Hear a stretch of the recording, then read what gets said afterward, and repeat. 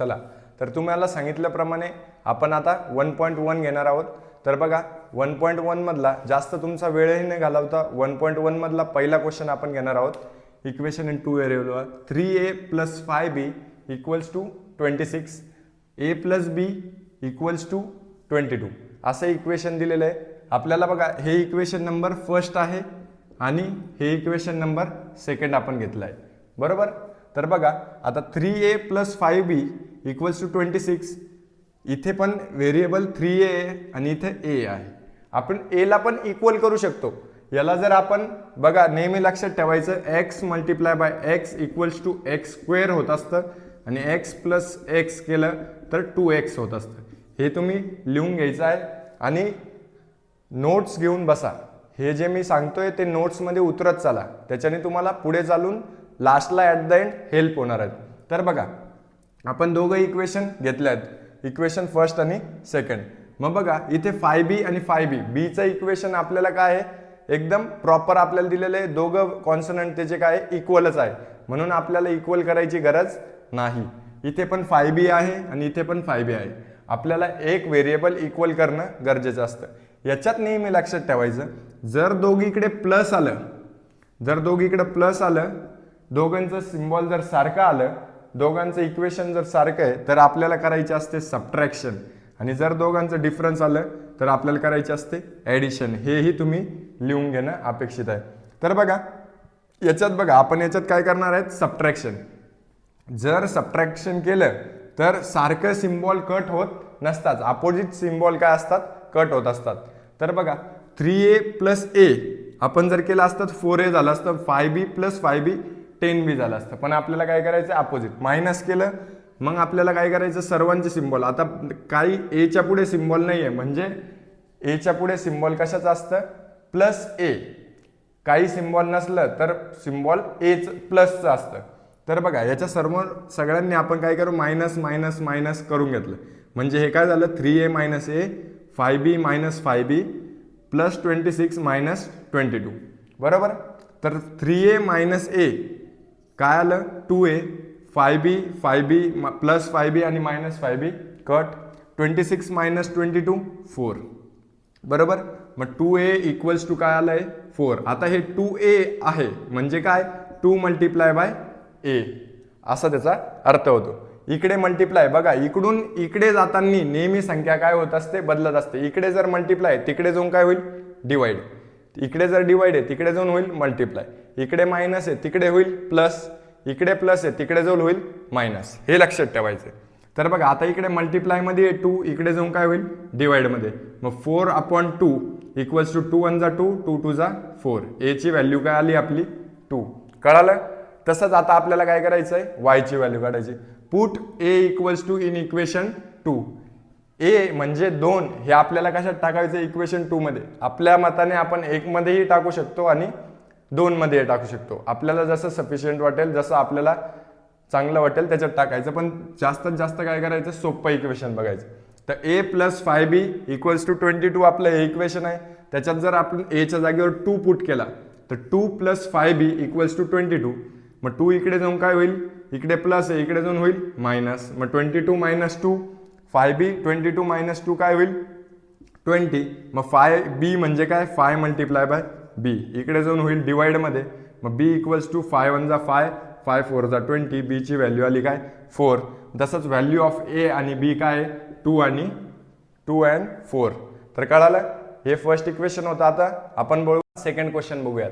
तर बघा second question मध्ये काय दिलंय x + 7y = 10 आणि 3x - 2y = 7.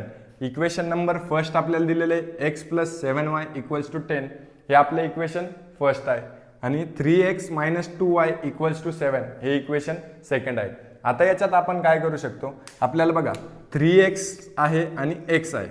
x ला जर 3x बनवायचं, x ला जर आपल्याला 3x बनवायचं आहे तर x ला कशाने मल्टिप्लाय करावं लागेल, कशाने मल्टिप्लाय करावं लागेल सांगा बरं 3 ने. तेव्हा ते काय होऊ शकतं 3x. कळालं. जर तुम्ही विचार करत असाल की हे कसं आलं तर बघा 2x जर बनवायचं तर आपल्याला काय करावं लागेल 2 × x असं असतं. आणि x² जर बनवायचं तर परत सांगतोय x × x असं असतं. कळालं? तर हे लक्षात ठेवायचं आहे व्यवस्थितरित्या. आता 3x बनवायचं आहे तर आपल्याला काय, याला पण आपण 2 ला 7 बनवू शकत नाही, म्हणून आपल्याला काय करायचं आहे, दोघांमधला कॉमन नंबर बनवावा लागेल 14. कॉमन नंबर 14 आपल्याला बघावं लागेल, पण 7 आणि 2 आपल्याला दिलेलं आहे तिथे, तर ते आपल्याला बघायचं आहे की 7y आणि 2y हे आपल्याला डिफिकल्ट जाईल, म्हणून आपण करायचं काय, एक्सलाच 3x बनवून घेऊ, म्हणजे सगळं काय होईल आपलं व्यवस्थित होईल. तर बघा, मल्टिप्लाय इक्वेशन फर्स्ट बाय 3, मग याला कशाने मल्टिप्लाय करायचं, 3 ने, मग इथे काय येईल आपलं 3x येईल, बरोबर. मग याला जर multiply, x multiply by 3 3x, 3 multiply by 7y plus 7 त्रिक किती होतात 21, 7 3 जा 21y प्लस 3 मल्टिप्लाय बाय 10 30. आलं, हे इक्वेशन होईल आपलं. याचं 3चं पण काय आहे प्लस. तर दोघांचं सारखं असल्यावर मी तुम्हाला मागच्याच एक्झाम्पलला समजून सांगितलंय, दोघं जर इक्वेशन सारखे असेल तर आपल्याला करायचं काय असतं, सबट्रॅक्शन. तर बघा, subtract equation second by third, second मधून काय करायचं, थर्ड आपल्याला सबट्रॅक्ट करायचं. तर सेकंड इक्वेशन आपण लिहून घेऊया, थर्ड आणि सेकंड लिहिलेत. तर याचं काय करायचं, आता सबट्रॅक्शन करायचंय, म्हणजे हे ॲडिशन आहे तर याला काय करायचं, खाली सबट्रॅक्ट लिहायचं. इथं सबट्रॅक्शन आहे तिथे ॲडिशन, इथे ॲडिशन आहे तिथे सबट्रॅक्शन, असे अपोजिट सिम्बॉल आपल्याला काय करायचे, लिहून घ्यायचे. 3x आणि 3x प्लस 3x आणि इथे मायनस 3x हे काय होईल, कॅन्सल होईल. इथे बघा, हे ओरिजिनल हे होतं, आपण सबट्रॅक्शन केल्यामुळं याचं काय झालंय, सिम्बॉल चेंज झालंय. आता 21y मायनस 2y होतं, तर याला काय झालेलं आहे, प्लस झालेलं आहे. मग 21y प्लस 2y किती होईल, 23y, आणि 37 मायनस 7 किती होईल, 23. तर y इक्वल्स टू, आता इथं काय आलं, 23y इक्वल्स टू 23, मग इकडे मल्टिप्लाय, इकडे जाऊन काय होईल, डिवाइड. मग 23 y इक्वल्स टू 23 अपॉन 23 आणि y इक्वल्स टू 1, 23 कट होऊन जाईल, y इक्वल्स टू 1 येईल. y ची व्हॅल्यू काय आली आपली 1. तशीच put y equals to 1 in equation second. आता x जर काढायचं आपल्याला, तर आपल्याला काय करायचं, y ची व्हॅल्यू इक्वेशन सेकंड मध्ये टाकणार आहेत. तर 3x minus 2y equals to 7. तर याच्यात कशाची व्हॅल्यू टाकणार आहे आपण, y ची. तर 2 मल्टिप्लाय बाय 1, y ची व्हॅल्यू काय आलेली 1, 3x minus 2 multiply by 1 equals to 7. मग 3x 2 1 जा 2, आता इकडे मायनस आहे, तिकडे जाऊन काय होईल, तो 2 प्लस मध्ये जाईल. मग 3x प्लस 2 तिकडे, 7 प्लस 2 9, मग 3x इक्वल्स टू 9. x इकडे 3 तर मल्टिप्लाय, तिकडे जाऊन काय होणार आहे, डिवाइड. मग x इक्वल्स टू 9 अपॉन 3, 3 1 जा 3, 3 3 जा 9, x इक्वल्स टू काय आलं 3. आता व्हॅल्यू ऑफ x आणि y आपल्याला तिथे लिहिलेली आहे, x ची व्हॅल्यू 3 आणि y ची व्हॅल्यू 1. हे व्यवस्थितरित्या जाणून घ्या. आता हे एक्झाम्पल समजलं असेल तुम्हाला, याच्यात काही अडचण असेल कमेंट बॉक्समध्ये कळवा. आता आपण वळूयात थर्ड एक्झाम्पलकडे. आता थर्ड वन, तर थर्ड क्वेश्चन मध्ये काय दिलंय, 2x minus 3y equals to 9, 2x plus y equals to 13. आपण दोन इक्वेशन लिहून घ्यायचे व्यवस्थित, 2x minus 3y equals to 9, 2x plus y equals to 13. तर बघायचं, आपण आता काही इक्वल करायची गरज नाही, कारण की एक्सचा व्हेरिएबल काय, आपले कॉन्सोनंट्स काय इक्वल आहे. 2x व्यवस्थित आपल्याला दिलेत. तर काय करायचं, याचं पण काही नाहीये, म्हणजे काय आहे, समोर प्लस.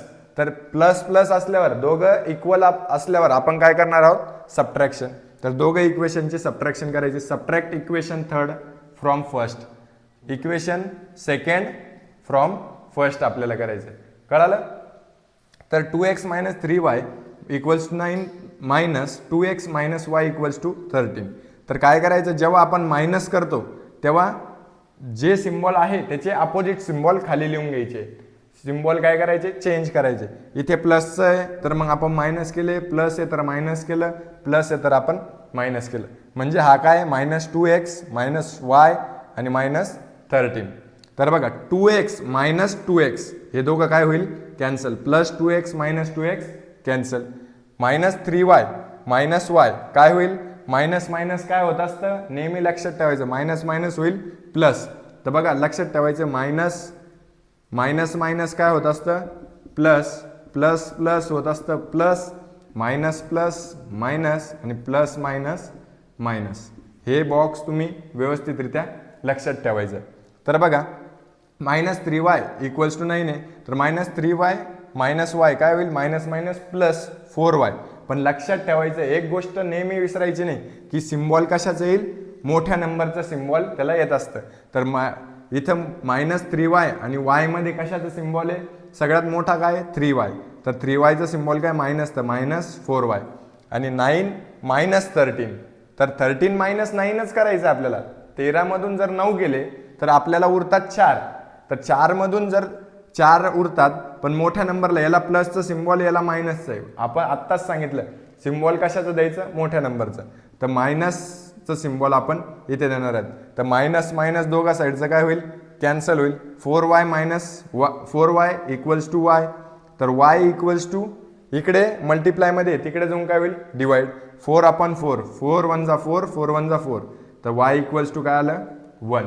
इतक्या सोप्या पद्धतीने आपण y ची व्हॅल्यू काढली. तसंच put y equals to 1 in equation second. Equation second काय 2x plus y equals to 13, तर y ची व्हॅल्यू काय 2x, y ची व्हॅल्यू 1 इक्वल्स टू 13. मग 2x 1 इकडे ॲडिशन मध्ये, तिकडे जाऊन काय होईल सबट्रॅक्शन. मग 13 - y इक्वल्स टू 12. मग 2 इकडे मल्टिप्लाय मध्ये, इकडे जाऊन काय होणार आहे डिवाइड. ॲज इट इज आपण सरळ सरळ खाली चालत गेलेलो आहे, स्टेप बाय स्टेप सोडवत गेलं तर तुम्हाला सोपं पडेल. तर 2x इक्वल्स टू 12. मग x ची व्हॅल्यू इकडे, तर 2 इकडे मल्टिप्लाय, तिकडे जाऊन काय होईल डिवाइड. तर 2 1 जा 2, 2 6 जा 12, तर x ची व्हॅल्यू काय आली आपली 6.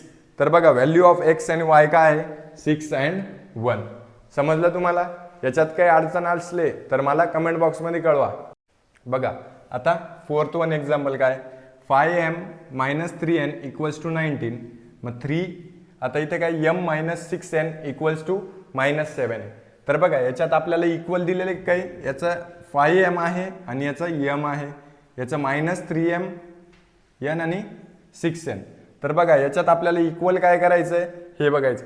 तर आपण याच्यात m ची व्हॅल्यू इक्वल करणार आहे. 5m ला जर 5m करायचं आहे तर आपल्याला काय करावं लागेल, m ला कशाने मल्टिप्लाय करावं लागेल 5 ने. तर बघा मल्टिप्लाय इक्वेशन सेकंड बाय 5, तर याला कशाने मल्टिप्लाय केलं आपण 5 ने. मग याचं काय होईल, m चं काय होईल 5m. कळालं. आणि दोघं व्हेरिएबल आपले काय होईल इक्वल होईल.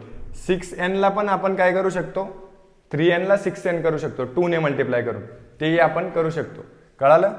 मल्टिप्लाय इक्वेशन 2 बाय 5, तर m चं काय होईल 5m, 6 5 जा 30 -30n होईल आणि 7 5 जा 35, तर -35 इथे आपल्याला येईल. हे होईल आपलं इक्वेशन थर्ड. तर बघा याचं पण ॲडिशन आहे आणि याचं पण प्लस आहे, दोघांचा प्लस प्लस सिम्बॉल आहे. जर सारखं सिम्बॉल असलं तर आपण काय करतो सबट्रॅक्शन. आपल्याला करायची subtract equation first from third. तर दोघांमध्ये सबट्रॅक्शन केली 5m. मग आपल्याला दुसरा रूल काय आहे की आपल्याला काय करायचं सिम्बॉल बदलायचे. प्लसचं मायनस केलं, मायनसचं प्लस केलं, प्लसचं मायनस केलं, अपोजिट सिम्बॉल करायचं जेव्हा सबट्रॅक्शन करतो. तर 5m plus 5m minus 5m get cancel. ती 30n आहे आणि प्लस 3n आहे. प्लस मायनस काय होत असतं मायनस. तुम्हाला मागच्याच एक्झाम्पलमध्ये सांगितलं. तर -27n. तर -27 काय आलं, का बरं आलं, कारण की मोठ्या नंबरला कशाचं सिम्बॉल आहे मायनसचं. -27n -35 -19, 35 प्लस 19 किती होतात 54. किती होतात 54. आणि मोठ्या नंबरचं सिम्बॉल मायनस. तर minus minus gets cancel. 27/27 × 9 equals to 54. तर याच्यामध्ये काय आहे मल्टिप्लिकेशन सिम्बॉल आहे. तर n इथे दिलेलं आहे बघा आपल्याला. तर 27 कुठे गेलं त्या साईडला आणि कशामध्ये डिवाइडमध्ये. इकडे मल्टिप्लाय होतं, तिकडे जाऊन काय होईल डिवाइड. तर n इक्वल्स टू 54/27. 27 1 जा 27, 27 2 जा 54. n ची व्हॅल्यू काय आली 2. तशीच आपल्याला काय करायचं आता m ची व्हॅल्यू काढायची. तर put n equals to 2 in equation second आपल्याला करायचं. तर m आपण काय केलेलं आहे सेकंड इक्वेशन घेऊ, m - 6n इक्वल्स टू -7. तर बघा m - 6n इक्वल्स टू -7 घेतलं. तर m तसंच n च्या जागी काय करायचंय 2 टाकायचे. -6 मल्टिप्लाय बाय 2 -12n 6 दुने 12 equals to -7. m -12 equals to -7. मग m तसंच -7 तिकडे जाऊन काय होईल +7. मायनस प्लस काय होईल प्लस का मायनस, हे लक्षात ठेवायचं. मायनस प्लस होतं मायनस. तर 12मधून 7 गेले, किती उरले? 12मधून 7 गेल्यावर उरतात 5, कारण की 7 5 12, तर 5. आणि मोठ्या नंबरचं सिम्बॉल +5 नाही लिहिलं तरी चालतं. एमची व्हॅल्यू काय आली? 5. तर value of M and N is 5 and 2. समजलं?